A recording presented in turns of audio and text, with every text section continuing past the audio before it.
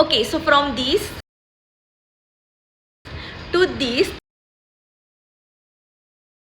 बघू शकता माझ्या फेसमध्ये एकदम ड्रास्टिकली चेंजेस झालेले आहेत. आणि कॅन यू इमॅजिन, हे फक्त 2 क्रीमनी झालं. मी प्रॉपर डर्मॅटॉलॉजीची ट्रीटमेंट घेतलेली आणि त्या 2 क्रीम मी आज तुमच्यासोबत शेअर करणार आहे. फर्स्ट आहे ॲक्नेसोल जेल.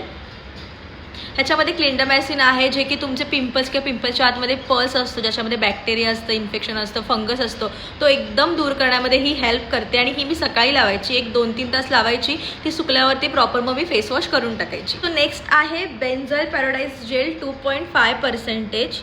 आय डोंट नो तुम्हाला ह्याची नावं नीट दिसतात की नाही, बट मी माझ्या व्हिडिओ खाली नक्की या दोघांची नावं टाकेन, जेणेकरून तुम्हाला कुठल्याही मेडिकल स्टोअरमध्ये किंवा ऑनलाईन हे इझिली मिळून जातील. आणि हे क्रीम मी रात्री लावायची, आधी 1-2 तास लावायची, सुकल्यावरती मी फेसवॉश करून टाकायची. पण जसं जसं माझ्या फेसला या क्रीमची सवय व्हायला लागली, तसं तसं मी पूर्ण रात्रभर लावायची आणि मग सकाळी उठून माझा फेसवॉश करायची.